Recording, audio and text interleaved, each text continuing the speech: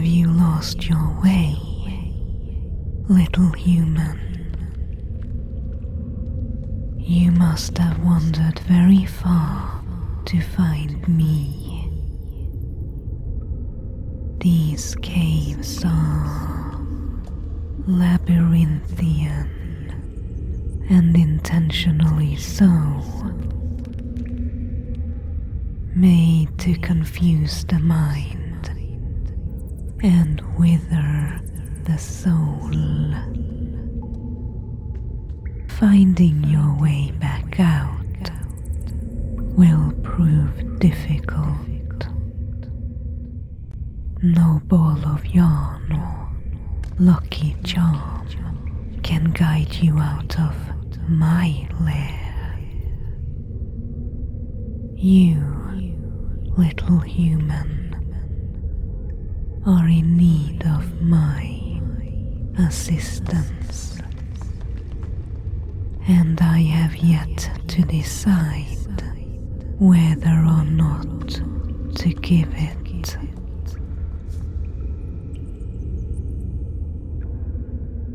Come closer. Let me take a look at you. Young, healthy, and a male no less. I've always preferred males. You'll do just fine. In fact, I used to eat young men like you for breakfast. Literally. Fret not, little one. You are safe for now. For the time being, you are worth more to me alive than dead.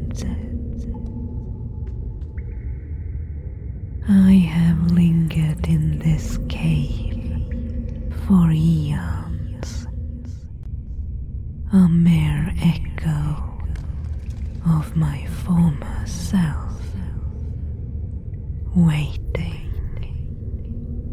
and waiting. It has been a long time since anyone came to commune with me, traversing the dangers of the caves, bringing gifts, sacrifices, prayers. You bring nothing. You are simply lost. You did not even know of my existence.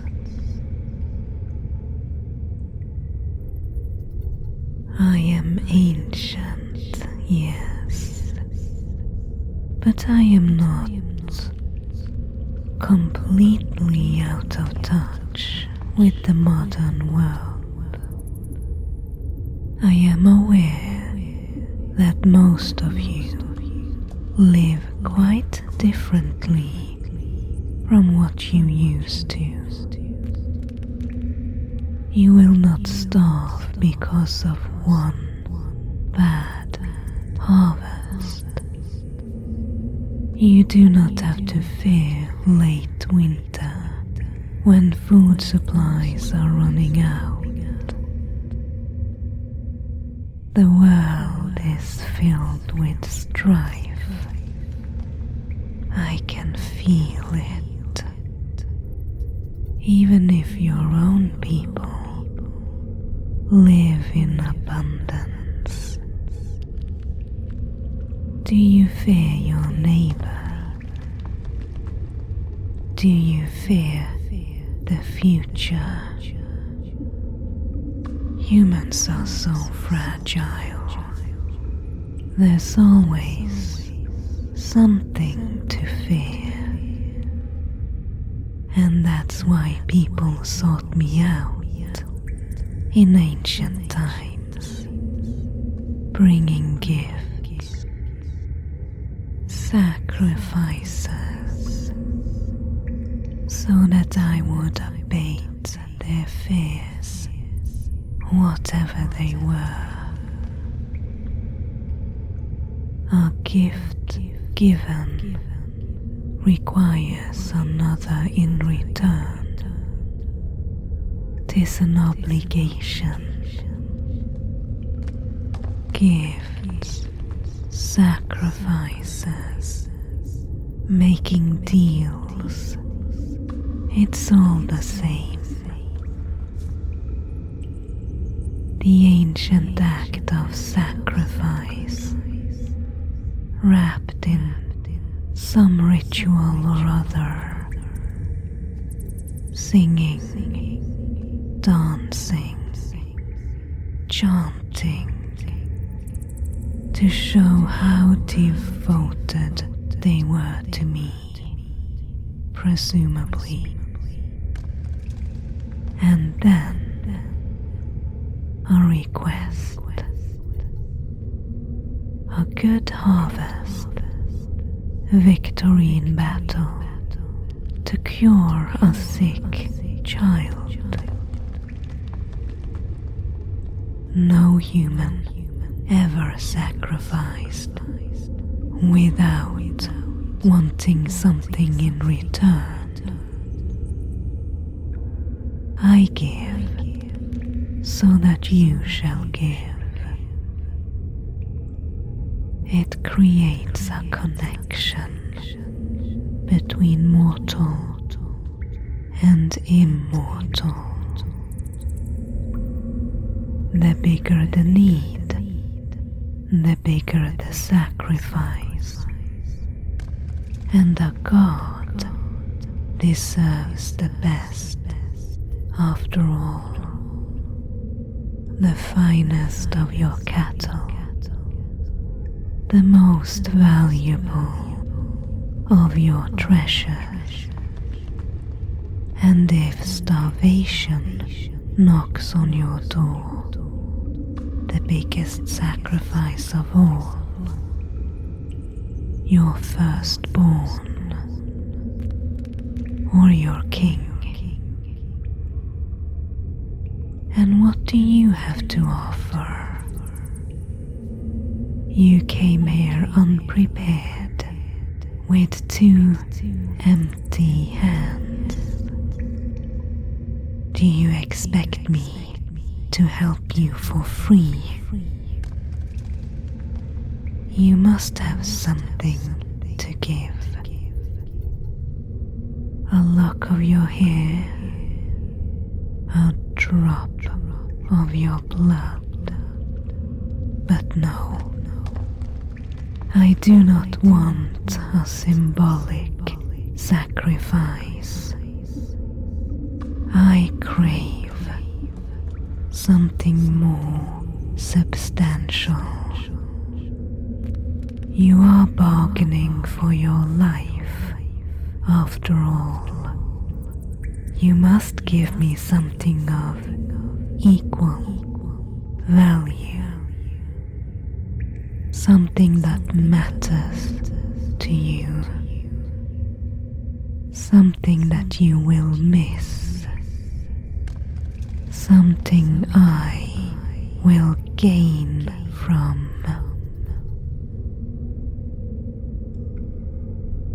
I want your freedom.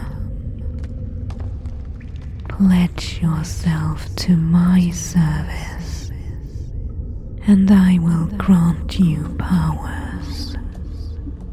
Powers that will grow with my own. Oh, you have no idea what I am, do you? Your kind has many names for me. The ancient Greeks Numia's Nyx, the darkness and the void. I am the night.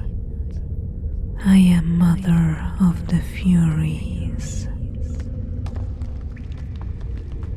In the beginning were chaos and night and black Erebus and broad Tartarus, and no earth, air, or sky. My kind is ancient and immortal. You have named us spirits, gods, demons. Some say that we only exist in the human mind, like money or morality, that you have brought us forth by the power of belief. That is not too far from the truth, but we are more than that. Imagine a moment long ago when the first caveman looked up at the night sky and wondered who had made it. From that moment on, we had always existed. And when the last believer dies or loses faith, we wither away. Yet here I am, not entirely gone, clinging on to existence through old myths still being told, like fairy tales, and the children and nitwits who believes in them for a while before growing out of it. But once you bind yourself to me, there will always be a dark corner in your mind where a splinter of me resides. Without it would be easy to forget about me, to convince yourself it never happened, that the strange voice deep in the caves and the eyes glowing in the darkness were just a figment of your own imagination, a dream, a hallucination. If not for the splinter. As you return to your modern world, you will carry a piece of me within you, and I will speak to you through it. You will go forth, and you will convince others. I will lead you to those who want to believe, who want something to cling on to, weak souls and easily led. You will bring them all to me, some to be sacrificed, others to worship, And as my power grows, so will yours.